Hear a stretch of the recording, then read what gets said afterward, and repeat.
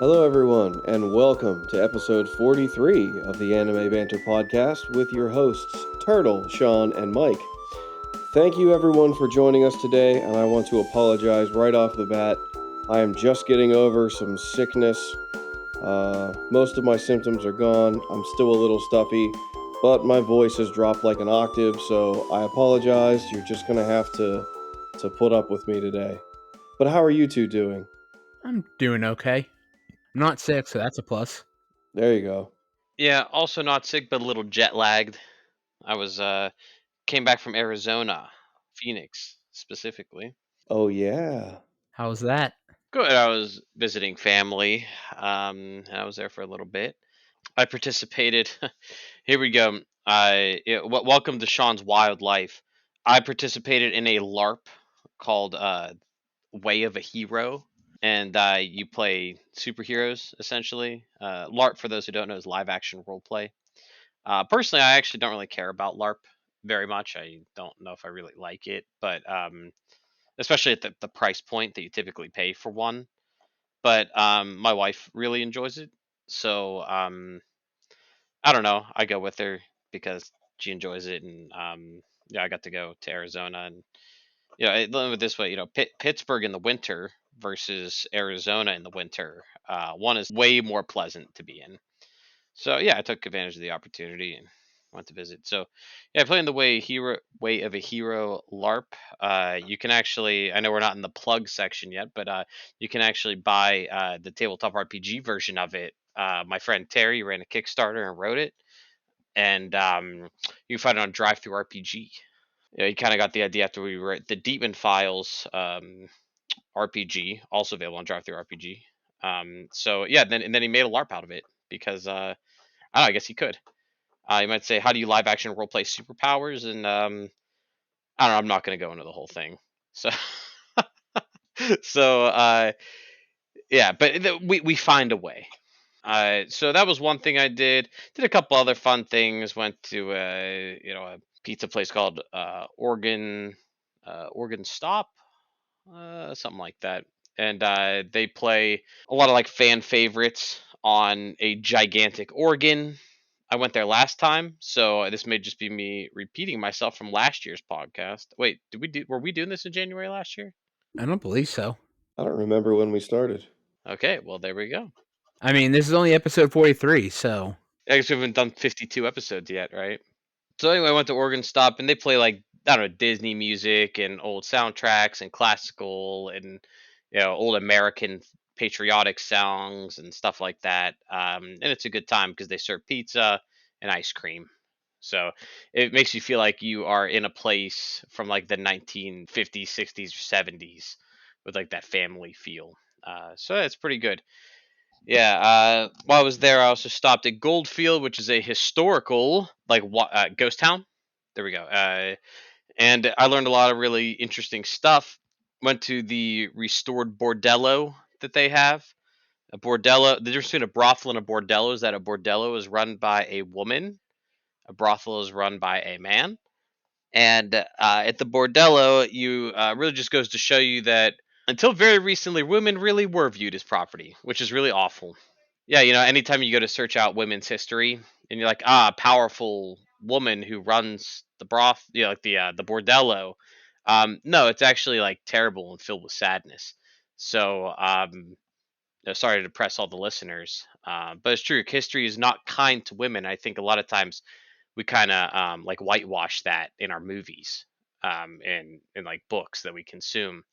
But history is very not kind to women. So that was kind of depressing. But they did an they did like a shootout play type of thing where they were like, with blanks like shooting each other. So that was fun, and it hurt my ears. Did some shopping. Oh, checked out I couldn't go without my fill of comic books and anime. Stopped by a restaurant called Comic X, and it is a superhero themed restaurant with superhero statues everywhere that are for purchase. They had a Kratos from God of War that was worth over 2 grand. You could just buy it that day and walk out of the restaurant with it. They had an Iron Man worth 4 grand, where like the hands lit up and so do the eyes. So yeah, you could, if you enjoy the decor enough, you could take it home with you for the right price. Did you buy anything? I did not purchase decor, by the way. I do not have that kind of money. Did I buy a $4,000 Iron Man? No. It could have been your personal item on the flight home. Yeah, despite how okay, so for the listeners, I travel all the time and I talk about it all the time on our quick banter segment here at the beginning, but I'm by no means rich. Yeah, I guess rich is it's subjective, right? But I am not rich. I do not make enough money for that. But I do a decent amount of traveling, which I'm very blessed to do. Oh, and I also stopped at a place called Terror Trader, and it was the coolest shop. If you're a horror fan and you're in Phoenix, Arizona, you have to stop by Terror Trader because they have these like almost like you go to a con and there's Artist Alley and there's like all this fun like almost handmade anime merch, right? In Artist Alley where like artists make all this, all that stuff. At Terror Trader, they kind of do the same thing. I think they sell on consignment potentially, and there's like handmade horror stuff everywhere. And that's where my wife unfortunately learned about Halloween. What is that? Yeah, it's Valentine's Day, but you celebrate it like it's Halloween. Interesting. Oh no. So you don't dress up in costumes, but you watch horror movies and eat candy. Be scared. Yeah, and get scared. Scared and in love. Yeah, that's what it is. Scared and in love. So my wife is very much into the horror genre. So she's like, "Wait, is Halloween a thing?" So now I have to get her like a Halloween gift, which I did. It's on the way. Uh, I got you this bleeding heart. yeah, pretty much. I got her something. Yeah, I got her something that we can hang on the wall. She doesn't listen to the podcast typically, so she won't know. This will be the Uh, episode she listens to. yeah, it'll be the Yeah. one episode. She watched the first two episodes of Frieren, by the way, and I said, "Hey, what do you think?" She's like, "Yeah, it's cute." That Oh, was like what she thought about it. I was like, "You got to be kidding me! It's better oh, than that." it's way better than It's cute. amazing. Yeah, I was like, "Well, do you want me to?" I said, "I could wait to watch the next episodes with you for the podcast." I was like, "Yeah, we could just watch them together." She's like, "Hey, you go ahead without me." I'm like, Oh, oh, okay. Oh, when you get that, that's the kiss That's of death on a show. yeah. First, she was like, I think she just thought it was just okay, but that's fine. Yeah, she only likes to rewatch things from like 15 years ago, so it's really hard to get her to watch new stuff. Sean, did you happen to go to that Chino Bandito that I told you about? Crap, I didn't. Maybe next year. Maybe. next time. Yeah, I don't know if I'm going back next year, but 2 years from now, probably. Yeah, there you go. Yeah. Yeah. Next year, I have big plans. Big vacation planned. Not Japan though. Not that big. Not that big. Well, it's Europe. Oh, It's oh, Europe. Hey, there ooh, you go. nice. And later this year, I'm going to Hawaii. So it's Oh Hey, man, yeah. So sounds anyway, interesting. enough. You know, you're I starting to build up your list for Sean's top 5 vacations for our Banter of the Year special. yeah, that's true. Yeah, if you haven't listened to our Banter of the Year special, by the way, go through Spotify or YouTube and give it a listen because it kind of summarizes our journey so far. So you don't have to listen to anything we've talked about. We just talk about our end of the year thoughts on things like Vinland Saga, Chainsaw Man, the other shows we've watched. And I actually had a blast doing the year end specials. So hopefully you can kind of see like our thoughts. It's a really good way to see how each person views anime through their own personal lens. Because we talk about each episode, but we don't often take like a more holistic view of anime. So the year end special was really great for that because I felt like I could talk at a macro level as opposed to a micro level like we usually do now. Yeah, for sure. That was a very fun episode to record. I even enjoyed editing that one. It was fun to like listen back to it and put it together. So check that one out, everybody, if you have not. It's episode 39, I believe. All right, well, you two ready to get into free rent for today here? Always. Let's hit it. All right, today we are talking about episodes 7 and 8 of Free Ren Beyond Journey's End. Episode 7, Like a Fairy Tale. The episode opens with the heroes party receiving a grimoire for defeating a monster. The book is another fake grimoire of Flamma, but Frieren says that it's the closest to the real thing that she has seen up to that point. The others talk about whether Flamma was even real, and she seemed like a fairy tale.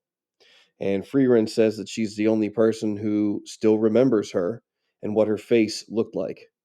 We then cut to Frieren sleeping against a tree.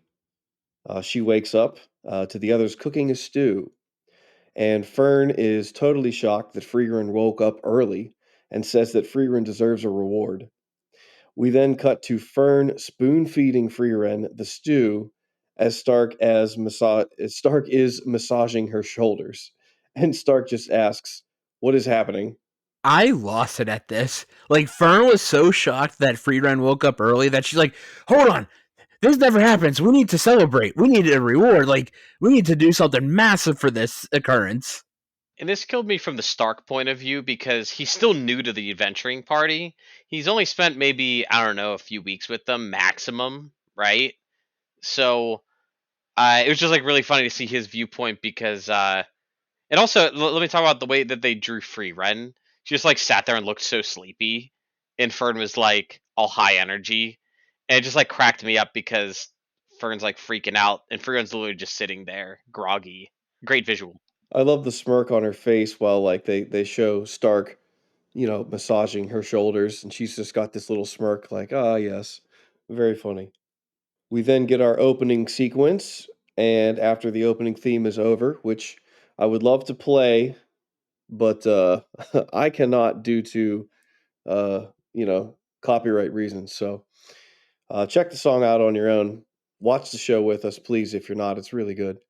But after the opening, we get 28 years after the death of Himmel the hero on Ing Road, located in the Northern Lands. The trio are traveling with a merchant up a mountain pass, and the road is blocked by a landslide. The merchant says that there are still many battles with demons in the Northern Lands, and this landslide is probably due to a battle that took place here.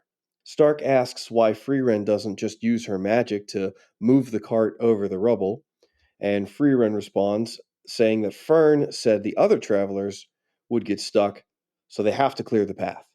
Fern asks for Mr. Stark's help, and Stark tells her to drop the Mister since they're pretty close in age.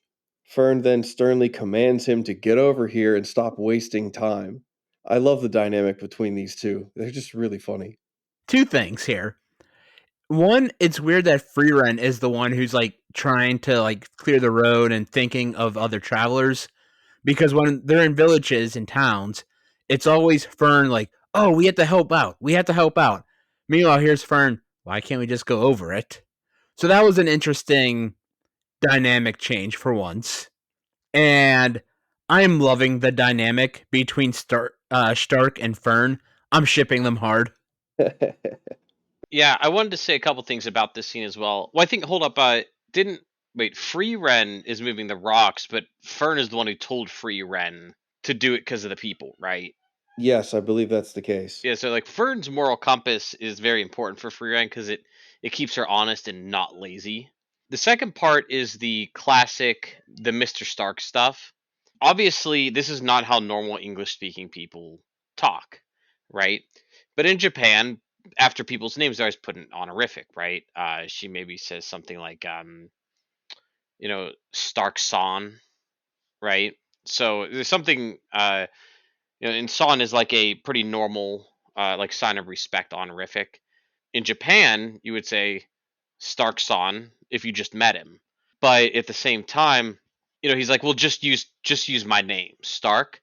In Japan, you don't use someone's name without the honorific unless you know them really, really well. That's why, like the in anime, you'll see this like they call someone like Mister or Miss something, and you're like, oh, um, this is just like holdover from Japanese language. I'm feeling most people listening knew that already, but if you didn't, enjoy the knowledge. Also, if two characters meet and have even one singular interaction, I'm shipping them immediately. That's how this works. I'm just like, yes, Frieren, the young boy the young girl. They have to travel together. Yes, I can't wait. I can't wait for the episode where it's a really cold night and they have to cuddle together. Or maybe the episode at the hot spring where one accidentally sees the other one naked and the other one gets really mad at them. Like start, that's just like that's how anime works. This is how anime works. I'm not like, I'm just saying like this is it. I'm not suggesting these things. I'm just saying that's just how it works. We're gonna get scenes like this. Um, I can't wait till one of them gets a cold and the other one says, "I've heard that the only way to make someone's cold go away is to warm them up with your body directly against their body." Because in anime, they just make this crap up. It makes no sense. There's no logic behind it. They just make up crap, reasons for characters to cuddle together, and then one is sick, and then they say something in their sleep that makes the other one happy, or something weird happens and for some reason they were so sick that they didn't remember it happening. Which, by the way, I don't think I've ever been that sick, especially with a cold or a fever, that I don't remember something happening. But in anime it happens all the time. So anyway, I'm looking forward to all those tropes being played out in this show. Well, I'm still kind of sick, so single ladies, if anybody wants to cuddle up to me, I'm available. Just throwing that out there. And now it is time for Turtle's dating profile of the week. Oh no, no, no, Is that a new segment? no, no. We're not going there. But the cuddle thing is on the table. I'm just throwing that out there. All right, moving on. After the cleanup, the merchant shows our group the way to the town. He tells Frieren that she is the first elf he's ever seen, and Frieren says that there are very few elves left and that they've scattered to the wind. This whole scene I thought was really cool because we get a little bit of elf lore, which the show hasn't touched on yet. So since she tells the merchant, since elves do not have romantic feelings, they're experiencing a quiet extinction. So that does kind of explain, Freeren's sort of lack of emotion, or even, she does have emotion, but it's almost like they're very dull and minute compared to what we humans feel. I will say this whole the elves not having romantic feelings or the need to reproduce, it feels very chicken or egg. Like what came first? Like, okay, these elves are here, but they don't have romantic feelings. They don't feel the need to reproduce. How did they come to be then? So here's what I'm thinking. A lot of creatures don't reproduce more than their ecosystem can handle.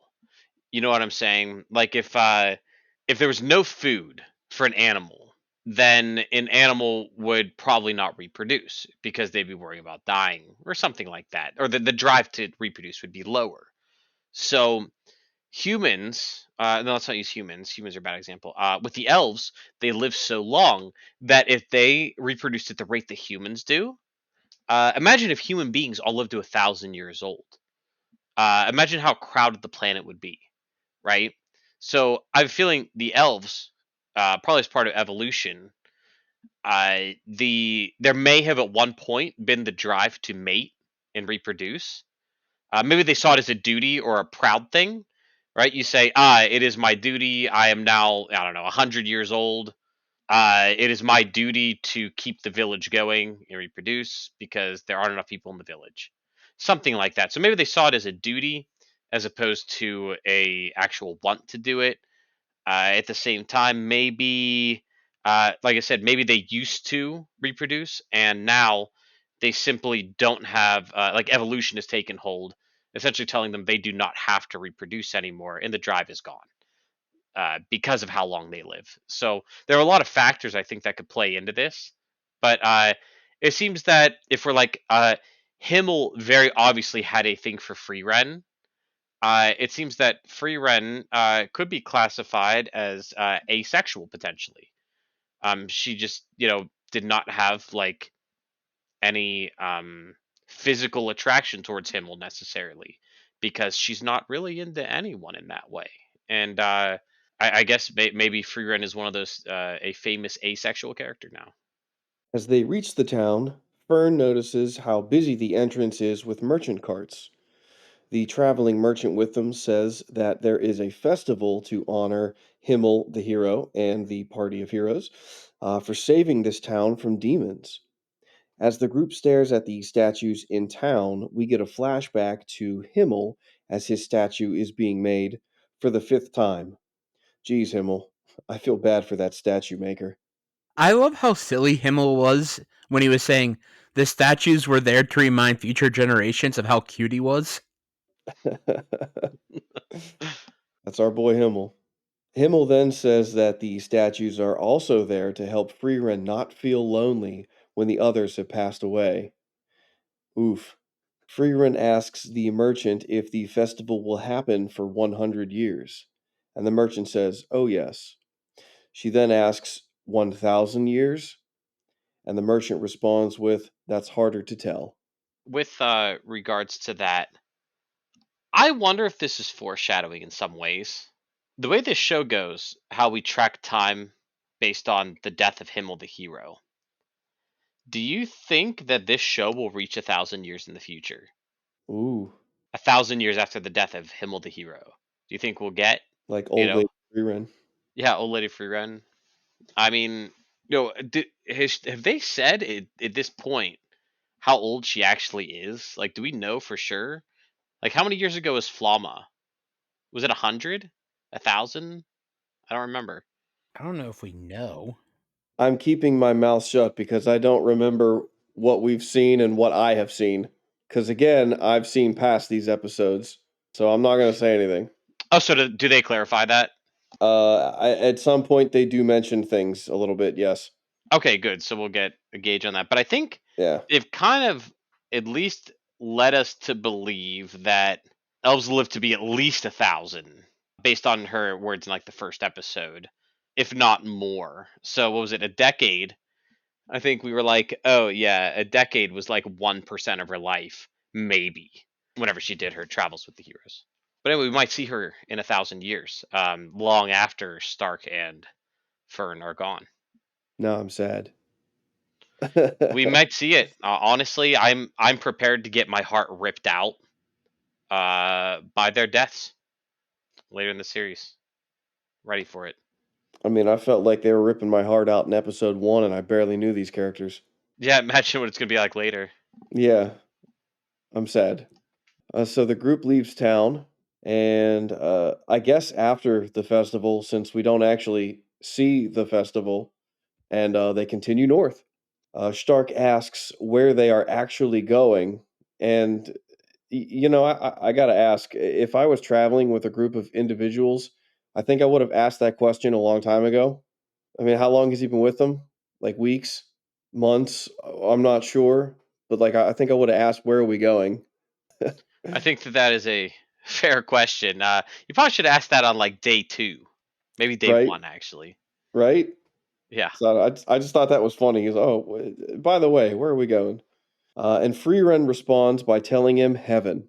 Stark says that sounds nice. I think I would have had a few more questions. Yeah, he's like, we're going to heaven. That sounds nice. Wait, are you planning to die, Stark? Are you going to kill us? What's happening? 28 years after the death of Himmel the hero in the Graf Granitz domain, located in the northern lands. As the trio enters the new town, Stark is trying to figure out who should go shopping for what supplies.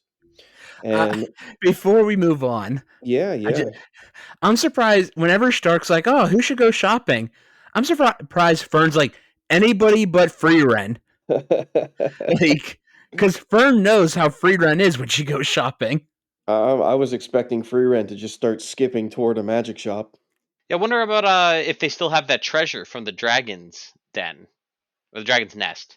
That's a good question. They don't go too much into money in this series. They don't really seem to make it matter very much. They seem to always have enough to do what they need to do, and when they don't have enough, they just exchange it for magical favors.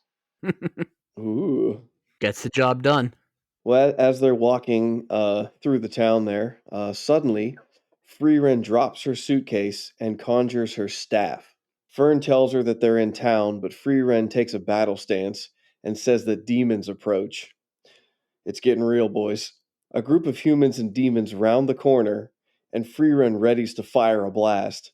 She's then tackled by one of the many armored guards in town, and it turns out that these demons are a peace envoy. The leader of the demons asks the head of the town, Groff Granite, which I'm just calling him Groff basically from now on, if he hired this assassin to kill him. Groff tells the demon Lugner that he hates him and he wants him dead, but is not dumb enough to attack him as a peace envoy out in the open. What the hell's going on in this town? This town is very strange. And I'll get into some more of my thoughts on Groff here in a little bit. So Lugi, Hakalugi says he knows the townspeople are afraid of him and his kind, but they still see him as a person. Frieren, on the other hand, just sees him as a monster. She says to his face that demons are just monsters that learned the human tongue and only speak in lies. Holy shit, dude. So, I wanted to step in here with this stuff. In Dungeons and Dragons, they actually they faced a issue recently where essentially, doing the whole like, if you are an orc, you are inherently evil, and like this kind of stuff, or like if you were a drow, you are inherently evil, and essentially they would do like race based evil. And apparently, a lot of people took issue with this and kind of like complained to Wizards of the Coast and said like, "Hey, um, we don't really want like just flat out racism in the game." So they rewrote some of the races and like updated them to make it be like, yeah, like not all drow are just born evil, and not all whatever like orcs are born evil. And I think it didn't help that a lot of the races that were born evil tended to have like darker skin, and a lot of the races that were born good inherently had typically lighter skin. So I think there was a factor of that in there. And whether you agree or disagree with that stuff, it's it's whatever. I don't care too much either way, honestly. But I thought it was interesting that they had this dilemma with like all demons are evil, and I'm like, oh, I wonder if they're gonna pull, what if they're gonna pull something on us later where we come across a not evil demon. But then we get this story, so go ahead, go ahead, Turtle. So Frieren is then sent to prison, and like this is an incredibly serious moment. There's all this serious music going on. But I just got to stop and talk about Frieren for a second here with this animation. The guard who tackles her just scoops her up like under his arm, and she just like hangs there and doesn't fight back. And for like being a serious moment that this is, I just found it very funny with the animation how she's just sort of dangling there and not fighting back. Just stop, take me away. Okay. I found this very odd because this is really the first town that they haven't been quick to like be like, "Oh, Frieren, yes, we accept you. Welcome. We know of your history and like we know all about you. Like whatever you need, you can have, and we'll throw a party and a festival and yada yada yada." And here, Frieren's going to prison. I to your point, I get so hyped when they get to a town, and I'm like, yo, I can't wait till they name drop the free rents here because everyone's gonna make a big deal of it. It's gonna be so cool. And so like I get hyped every single time. I'm like, say you're free rent, say you're free rent. And they're like, I'm free rent. They're like, oh, the free rent? And I'm like, yeah. So I was waiting for her to do it here, but she chose not to name drop herself for some reason. I don't really know the logic behind that, but at the same time, with picking her up, so she's so short, and my wife is 5 feet tall exactly, and she does not like being picked up. But I knew a girl from college who was she was either 5 feet tall or under actually, and like guys would just walk up to her and like pick her up over their shoulder, and like I never did anything like that because I'm a big believer in like consent and like physical boundaries. So like I couldn't believe guys would just walk up there and pick her up. And I asked her, I said, "Does that bother you?" And she said, "Oh no, I'm used to it." And I was like stunned. So I don't know. Maybe Free Run's just small and has been picked up a bunch of times in her life and doesn't care. So as Fern and Stark visit Frieren in jail, she tells the two that demons cannot be reasoned with. They are only beasts who wish to devour. And we then get a flashback to Himmel again, and he's in a village, and its people have surrounded a small demon child. They're begging Himmel to kill it, but he can't do it. The village chief steps in, and he wants to help the demon child. So he takes care of her, he raises her, he helps her, help out on the farm. We get this montage of the little demon girl spending time with the village chief and the chief's daughter. And then we abruptly cut to the chief's house on fire. The chief is dead, and the demon girl is holding the unconscious chief's daughter. The demon girl offers the chief's daughter to this woman in town as an apology for eating that woman's daughter. Holy shit, dude. Couple of things here. One, when Frieren was saying, or when Fern was saying, "Oh, your sentence is expected to be 2 or 3 years," or no, it was Frieren saying, or whoever was saying, like, "Oh yeah, the sentence will be 2 or 3 years," and Frieren was like, "Oh, shorter than I expected." To me, I was like, wait, that still feels like a long time for like Frieren really didn't commit any crime. Like she went into an attack stance, but it wasn't like she actually like fired off a blaster or anything. But she was going to. Oh yeah, but she didn't. Prove it. She I she want the didn't. tape. Show me the video. She didn't because she got tackled by the guard. Otherwise, Free she Ren would innocent. Free Ren. have. Free Ren, free Ren, Free Ren. and then I'll get the banners and the paint. We'll make signs. We'll pick it. I really wish we got more of the montage leading up to the demon girl setting the house on fire, because it felt like the twist just sort of came out of nowhere. They're like, "Oh yeah, like this is what happened," and oh look, the village chief is taking care of her, so nice, and then fire. It's like, what? I really liked it though because like all of the montages that the show has done, it's all been like, you know, building to these moments of like our characters, and we get this one, and it's like, okay, the little demon girl, she's going to be raised by the chief, and she's got like a adopted sister now, and she's going to be part of the family, and then it just abruptly cuts away and be like, nope, that's not what's happening here. This is not a happy ending. The chief is now dead. Their house is burned down. It was jarring, and it was intentionally done so. I think, and it shocked me. Like, wow, I was not expecting this. I was waiting for that happy ending. Here we go, and we don't get that here. I mean, I also just want more montage. That's fair. I mean, their montages are really good. I love their montages. So Himo is able to rescue the unconscious child from the demon girl, and then Frieren shoots the demon. Himmel, I couldn't believe how fast Himmel was. Like this is the first time we actually saw Himmel like in action. That's true. Yeah, I've actually been wondering. They've never really shown us what they can really do, like Himmel and Eisen and gosh, the other guy, Hider. Hyder. Thank you. I got you. Yeah, like we've never seen Hyder do a single thing besides drink. Like, so I want to know, like, is he a mage? Is he? I have a feeling he's their healer because he's like the holy guy, cleric esque.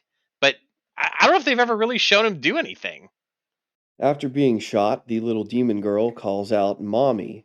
Frieren asks why it called for its mother. Doesn't even put like a gender or anything. Totally cold and emotionless. Why it called for its mother. And she says that demons are abandoned when they're born. So why would it call for a mother it never knew? The demon child responds as it's disintegrating. The word mommy stops humans from killing us. Isn't that magical? This episode just got 100 times darker. Holy shit. I love this flashback. It was so intense. And I actually really enjoyed how dark it got. Because it's like, up to this point, like, we really haven't had a ton of dark moments. And, like, the colors of the world have always been bright. Yeah, and with you could tell I I don't know if they're going to take a specifically dark tone, but they definitely gave us enough in these 2 episodes to feel a bit of a tone shift once the demon stuff's get. So all the demon stuff is kind of dark. So back in present time, if you will, the demon envoy meets with Graf, and Graf tells them that his son was killed in battle 10 years ago against the demon's leader, Aura the Guillotine. Graf draws his son's sword on Lugner, and Graf then announces that he invited Lugner there not to make peace, but for revenge. Plot twist. Lugner, however, is able to talk his way out of the assault, and we then see what Frieren was talking about demons. The demons' plan is to use Graf's emotions to their advantage to get Graf to lower the town's protective barrier to let Aura's army in and destroy the town. This was I had a. It's like Groff sort of confuses me here. He's like, "Yeah, I want revenge." So if that's the case, you had Frieren about to take the kill shot and just wipe Groff or Lugner off the board for you. And if you didn't want to do it in the streets, Groff could have easily, quote unquote, imprisoned Frieren and just had her waiting in standby mode. And then once he said, "I'm here for revenge," pow, dead. Problem solved. We don't have to worry about the demons lying to us. I see what you're saying, but Graf's son died. Graf wants to kill some demon himself. He wants Yeah, that personal revenge. I can see that, but it's like you could have Frieren there for a backup to make sure like Lugner didn't get the upper hand on him or whatever. And I'm willing to bet if he knew that Frieren was going to be in town, he probably would have tried to arrange something. But she just showed up, and he has no idea who she is. That's true. He could think she is a mage. He's like, this is an extremely dangerous mission. If I invite a mage like that here, they're just going to die in the crossfire or get in my way. Yeah, So I could see reasons to not invite. Also, like you said, they don't know it's Frieren. What if they're actually kind of a weak mage and they weren't going to be able to kill the demon anyway? It's kind of hard to tell. So I don't know. I kind of get it. You're like, hey, an ally, someone who wants to kill a demon. Why not invite them with you? But at the same time, they stage their attack in a cramped room where a mage may not be as good. I don't know. I kind of see your point, but at the same time, I kind of see the logic against it as well. I will say it was nuts to watch Lugner talk his way out of being killed. yeah, it was a great way to show what Frieren was talking about. Because here's this full-grown demon, and he says I didn't really touch on it on the notes here, but briefly, kind of what he says is Graf is all mad that his son was killed, and Lugner's like, "Well, you killed my father, so let's stop the bloodshed." And that really kind of shocks Graf into standing down, only to find out that like he just said that to get him to stop because they want the barrier lowered. So one of the demon attendants steps out of the room in order to execute Frieren on his own. He kills the guard that's standing outside of her cell, and he lets himself into Frieren's cell and tells her who he is and why he is there. The way Lord Draught killed that guard was nuts. Just like a simple snap of his fingers and the guard's head was off. Very cool. And the animation on it was excellent. Let me tell you, I love string users because he uses the threads, right? Yep, Yeah. it reminded me of the Demon Slayer villains. Yep, yeah, there's Demon Slayer villains who do that. I'm reminded of a few. The string users, I feel like it's fallen out of favor in a lot more recent anime. But I remember a few ones like I watched the Get Backers. Yeah, I'm dating myself with how old I am here. The Get Backers had a really good string user in it, and so did the was I remember there being one in the anime Black Cat as well. And like those are kind of like my two first exposures to the anime people who use strings, and I thought they were so cool. It's a cool ability. I can throw two more on the list. One Piece, not for spoiler stuff, I won't go into it, but there is a character in One Piece. And that time I got reincarnated as a slime has one as well. Weren't there a couple string users in Naruto as well? Yeah, I mean, I guess technically all of the puppet wielders in Naruto could use chakra strings to control puppets, but I think that's all that they did. It's been a really long time since I watched Naruto, and to be honest, I never finished Shippuden because it got too fillery for me. I never made it past the first like 50 episodes. I just remember we used to play the GameCube game all the time. Yeah, we did. I still have it, the Japanese one. Yes. I got a freeloader to make my GameCube read the Japanese game. We're also forgetting the most powerful string user, Best Genist. You know what? Oh, That may that be counts. fair. Yeah, that kind of counts. Yeah. He's up there on the list. So Frieren tells I didn't even write the demon guy's name down. Draught. Lord Draught. Well, Frieren tells Draught that she is strong, and Draught asks if she is stronger than he is, and Frieren says that she's stronger than Aura. Holy shit! What a cliffhanger! This ending was amazing. As our listeners know, we only watch 2 episodes a week. And we, in this case, Turtle has an exception this time because he actually watched further than this whenever he first started the series. But the rule typically around here is that we do not go past the 2 episodes. If this was the second episode we reviewed, I was going to break the rule. I was 100% going to break the rule. I was like, screw it. I'm going. Like, I don't care about the rule. Like, I need to see what happens. Thank goodness this was an odd numbered episode instead of an even numbered episode. I don't know. After the next episode, I still wanted to keep moving on, watch the finale. I'm assuming it's a 3-part arc. I'm like, oh, I need to see what happens right now. Let's talk about 3 episodes this week. Without spoiling anything, it is great. But enough about this. I think it's time for a beer of the week. What do you say, Mike? I hope you're all thirsty because it is time for Mike's Beer of the Week.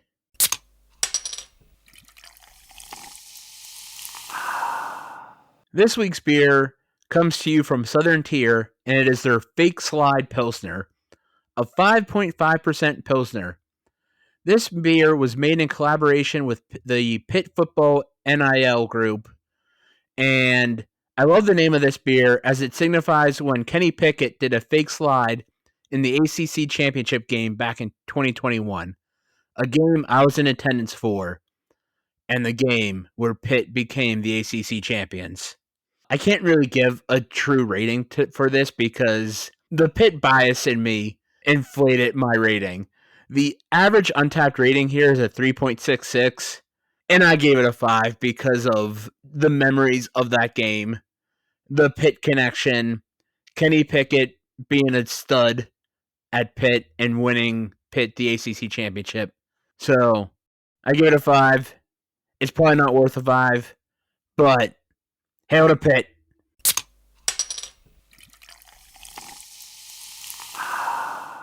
Episode 8 Frieren, the Slayer. So, picking right up where episode 7 left off, this demon assassin guy tries to decapitate Frieren using his magic string. And we were just talking about this. It's actually scarier than it sounds, trust me. Yeah, string powers are definitely underrated. Frieren uses her mana to protect her neck. She then uses her mana to make like this wind blade, and she severs the demon's arm in order to free herself. Afterwards, she charges the demon and severs his other arm and then his neck, killing him. Frieren is such a badass in this fight. She just lets herself out of prison, and then she finds the dead guard and realizes that this is really going to complicate things. My jaw was on the floor for this scene. When Frieren attacked, like it was just a flick of the wrist to take the first hand off. I'm like, what? Like I had to rewind it to watch it again. I'm like, did I miss something? Nope. Just a flick of the wrist and off with your hand. And then she didn't even hesitate when Draught tried to like lie his way out. Like, oh, let's talk about this. Nope, dead. No mercy. I love how brutal it was. We're getting some more information, by the way, about how magic works in this world. See, for a while, I almost kind of believed that Freya needed to like summon her staff and like charge up spells, but no, there's spells she can just do instantly without her staff. And some of those include chopping someone's arm off.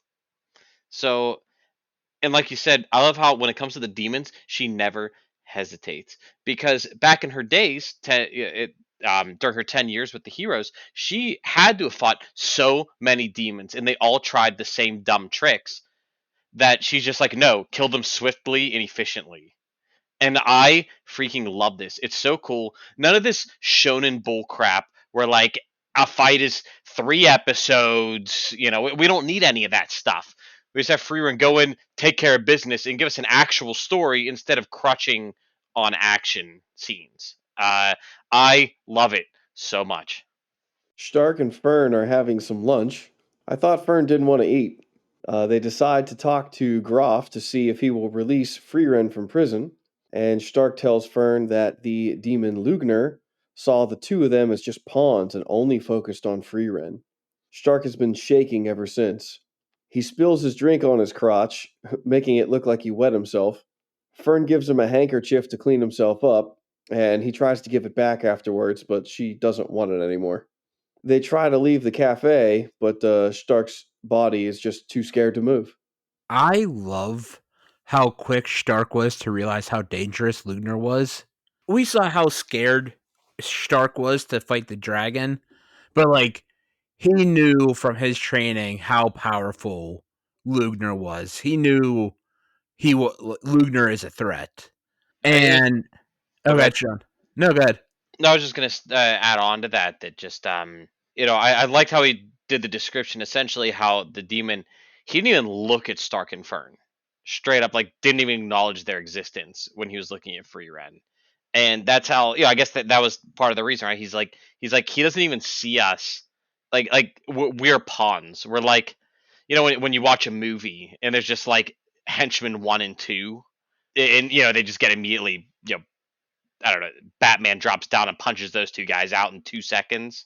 You know, that is them. That's Stark and Fern to Lugner, and it freaks Stark out because he knows how strong he is. And he knows how strong Fern is, and for that guy to think that they're nothing, it shook him. I will say it was also very convenient that the drink that Stark dropped had a yellow U to it. So when he cleaned it up, it looked yellow on the napkin. They made it look extra nasty. Yep. Like, like if it was like, I don't know, if it looked like a root beer color, like just like kind of like a darker hue. You're like, oh, okay, that's whatever. But no, they made it straight up look like pea yellow. Here's your handkerchief back. So the demons realize that their companion is dead right before Groff comes back into the room. He tells Lugner that the mage has escaped and one of his guards is now dead. Groff then notices one of the demons is missing and asks where he went. It's detective time. Groff recalls the mage gave herself up because she knew the gravity of killing a guard. Groff was quickly able to deduce what happened. Did he read the script or something? This guy's awesome. This was another moment where Groff confused me. Here, like, we just saw him get talked out of killing Lugner for revenge. And here he was able to see through the deception Lugner was spitting. It's like, hold on. It felt very inconsistent. You would think, okay, either he sees through none of the deception or he sees through all of it. Like, it felt a little off key to me. Okay. It's like Lugner was just able to talk him out of killing him, but now here's Lugner trying to tell Groff, "Hey, it was totally that mage," and Groff's like, "No, no, it wasn't. I can tell. Like, she gave herself up, and it's like, what? You're saying like he was convinced about peace, and then Yes, like 2 seconds later he's like, screw peace. yeah, yeah. It's like, hold on, we literally just had a conversation like 10 minutes ago about this." I don't think Groff was convinced about peace. He was shocked in that moment and decided to think about it. And when he came back to give whatever answer he was going to give, he noticed that what's his name assassin guy was missing. So he asked Lugner, "Where's your other guy?" He's like, "Oh, he'll be back. Uh, What do you mean? Where did he go? And then he starts to quickly put the pieces together like, well, the mage is missing. I have a dead guard.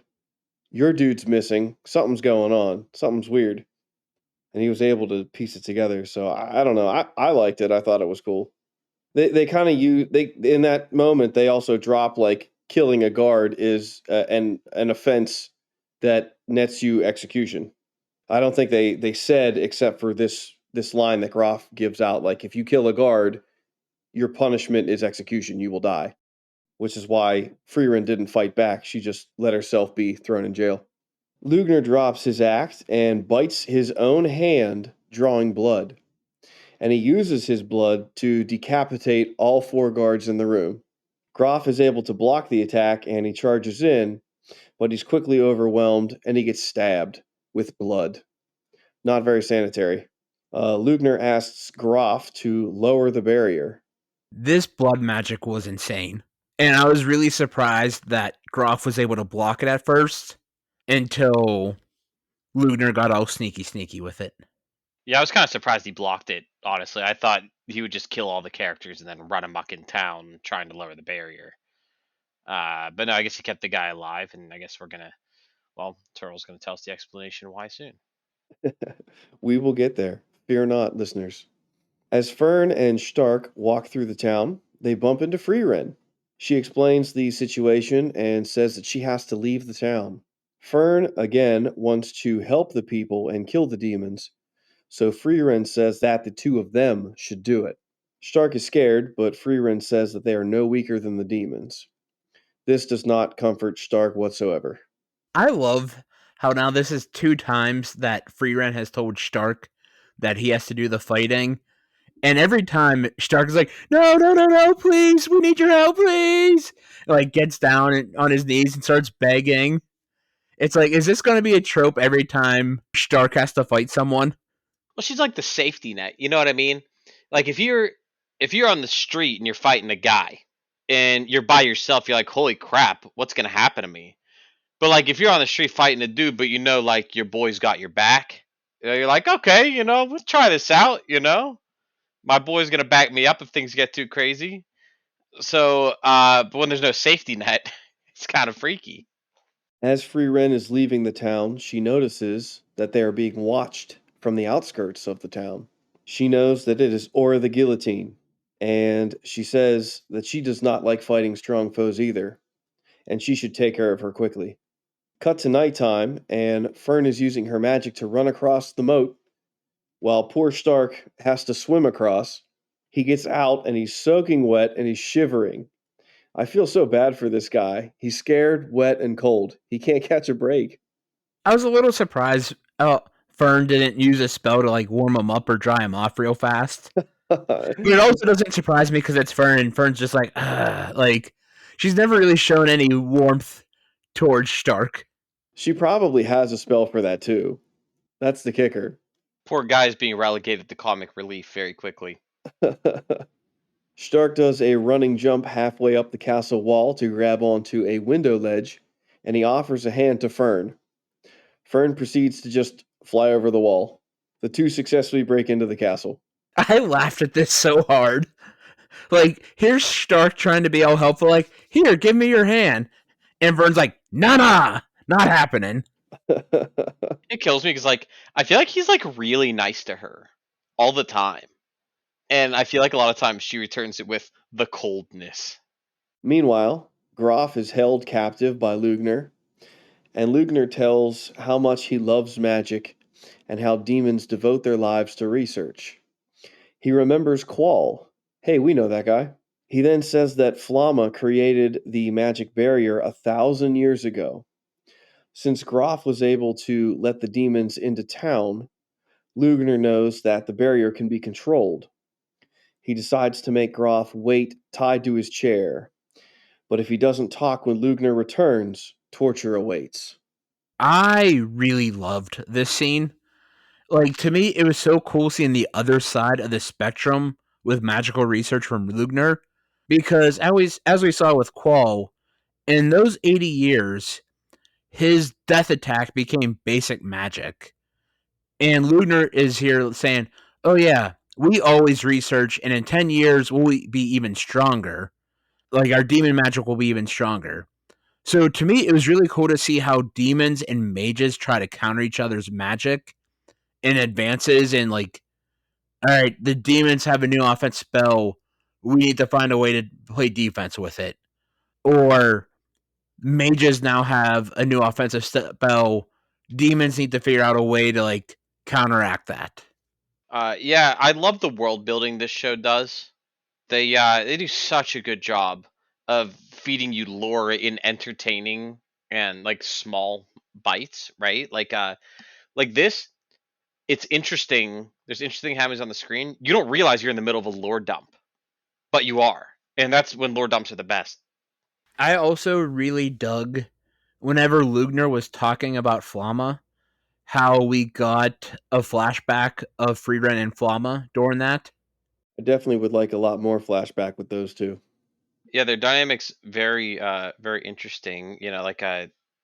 Right now, Frieren is like Flamma and Fern is like Frieren. So it's kind of funny how she's like become the master. After the demons leave the room, Stark walks through the door and tries to free Groff. Unable to cut through the rope, which has been enchanted by magic, Stark grabs his axe and he plans to kill the chair. Just then, the demons come back in the room. They had split up to, read through some grimoires to search for info on the barrier, and they must be really fast readers because they came back in the room pretty quick. Lugner says that Stark can leave, but Stark steals himself. He jumps over Lugner and cuts his arm off above the elbow. Go Stark! He was unaware of Lugner's blood powers, however, and this quickly brings him down. Lugner says that he is young and foolish to challenge him alone.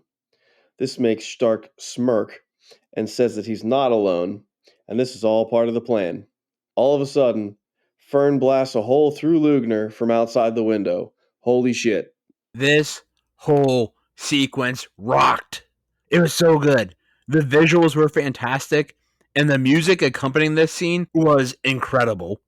Also, how powerful is Fern when Lugner pointed out that that was just a basic ass offensive spell, and even Lugner can't believe it. I'm starting to think that I feel like Fern doesn't actually think she's very powerful because the only person she's had is a reference point is Frieren, who's might be the most powerful mage in the world.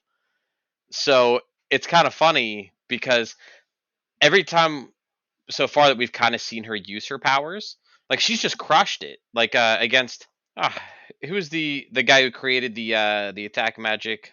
Wall. Yeah, that guy, Qual. She was blocking his attacks with ease. Like it was nothing.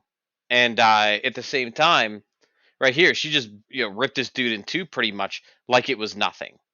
So I don't know. It was pretty incredible, and I hope we actually get to see a lot more. I think it's one of those things where Stark and Fern are really young, so it's really easy to underestimate them. But when you realize that they personally were trained by two of the heroes who defeated the Demon King, like essentially, it's like of the four greatest heroes in the world, they were trained by two of them, and I think that they really underestimate their abilities because they just haven't seen the combat that seasoned warriors have. So we're going to see more of that, and we're just going to see how insanely powerful both of them are, I think. Stark grabs Groff and says that they should retreat to tend to Groff's wounds. Lugner is able to replace his missing arm with just his blood and tells his counterpart to deal with the warrior. Lugner remembers being hit with that spell before, as he recalls who Frieren is now. Somehow he survived an encounter with her once before. Lugner sets his sights on fighting Fern, and then Frieren. I loved the music when Lugner remember facing off with Frieren. It was so good. Yeah, this show's music is amazing across the board. Yeah, it is. Any animation too, man. Just everything about this show is so well put together. The episode ends with Frieren landing face to face with Aura the Guillotine. The next episode's gonna rock. What a cliffhanger. Like, incredible. I so wanted to go right into the next episode when this episode ended. Yeah, I mean, here's the deal, guys. All right, I'm gonna take about 45 minutes here and watch the next 2 episodes. We're gonna jump back on and record another episode of Anime Banter. We're going to record the next episode while watching the episode live. Whoa. I wish we could do that, but but have the episode actually up on YouTube. Unfortunately, we would get copyright striked, Yeah, again and again. But it would be fun. we're trying to avoid that. Yeah. I mean, I got to tell you guys, I know what happens, and I'm excited to watch the next episode to see it again. Like it's just that good. I love the show. But enough about that. What'd you guys think of these 2 episodes? Sean, you want to start? Yeah. Let me get this kicked off here. So far in the series, it's really hard for me to peg like what the two best episodes are. But every week that I watch, I want to just like blitz ahead and watch the rest of the series. The show's pacing to me is incredibly good. I am engaged the whole time. Even the episodes where nothing's happening, I feel like fully engaged and invested in these characters. We're only what 8 episodes in, right? Yep. And it's not often that I feel like I get hooked this hard by everything. Like I can't like Sean, what's one bad thing about Frieren? And I'm like, I don't have anything bad to say about it, which is crazy to me. I said in 8 episodes, like you can listen to our year-end review, where I chose Vinland Saga to be the best anime that we watched, and I think I might already like this show more than season 1 of Vinland Saga, which will make some of our listeners angry. But hopefully season 2 of Vinland Saga proves me wrong. But anyway, not about Vinland Saga. This show's just so good. It is. I feel like I haven't been this into an anime in a while, and that makes me really happy. I told you. I told you both. Well, I'm glad we chose to watch this for the podcast because we brought it up. Hey, I heard that free run show is really popular, and well, Then I started twitching and drooling and said yes. What about you, Mike? What'd you think? Oh, boy. I love these episodes. Like, minus Groff's inconsistencies at times, I couldn't find faults. I would say there's a tie for my favorite episodes of the year, and they'd be these 2 episodes because they were so good and they went by in the blink of an eye. It was just, I loved them. Like, it was so hard for me to not just keep watching to see what happened next because I just so wanted to know the conclusion of this arc. So I'm very excited to talk about the next episode next week. But yeah, love these episodes.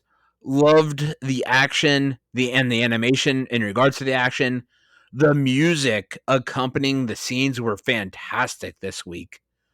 So yeah, 2 thumbs up for me. Really dug it. And Turtle, I'm glad you recommended the show. You're welcome. Yeah, I mean, at least like what we've watched up to this point, I would say these two are. I'd say episode 8 is probably my favorite episode. Not to spoil, but I might say episode 9 is my all-time favorite episode, and we get a conclusion to what's been going on here. So next week is going to be nuts. I'm very excited.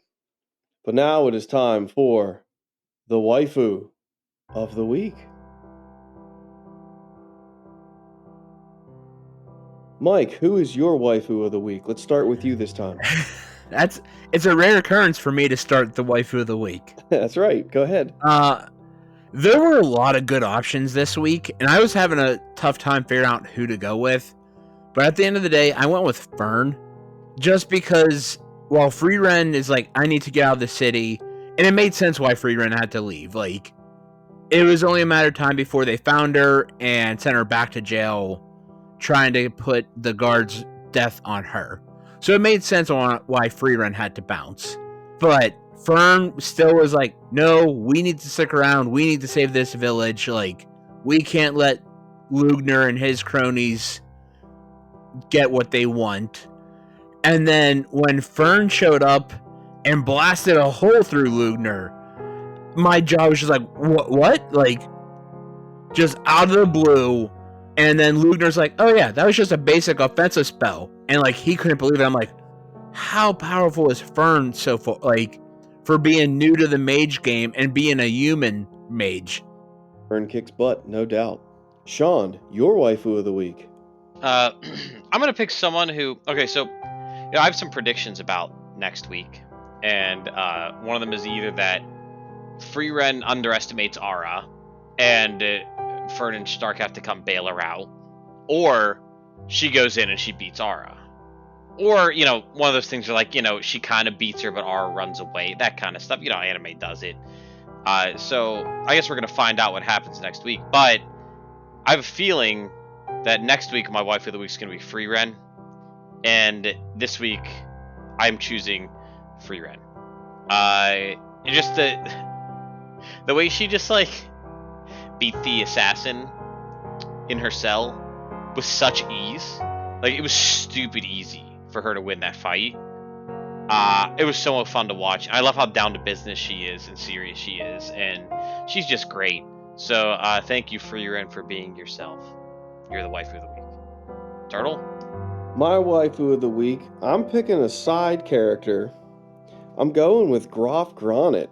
Despite Mike's misgivings with him, I found that he was actually an interesting character. This guy is stricken with rage and grief over the loss of his son, and he gets an opportunity to bring demons into town and, separate them from the rest of the pack, so to speak, and to, extract some vengeance for himself and to kill some demons.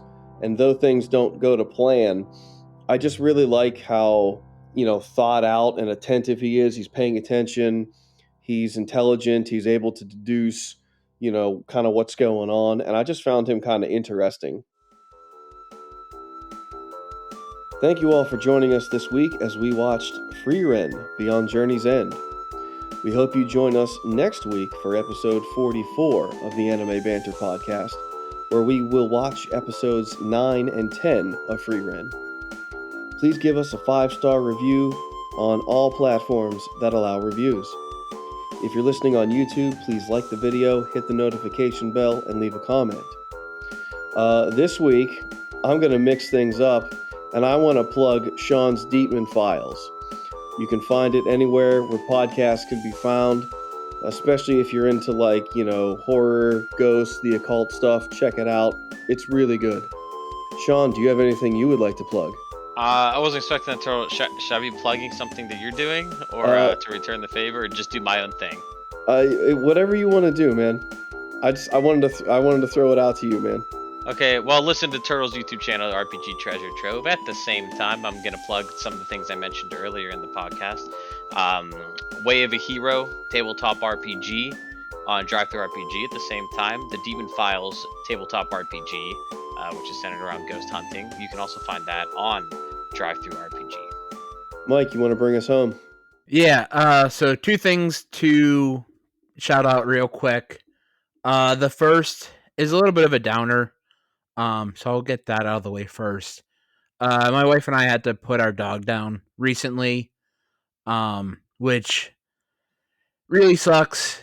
He was only 8 years old, but I will say it makes me happy knowing that he'll live on in our logo forever.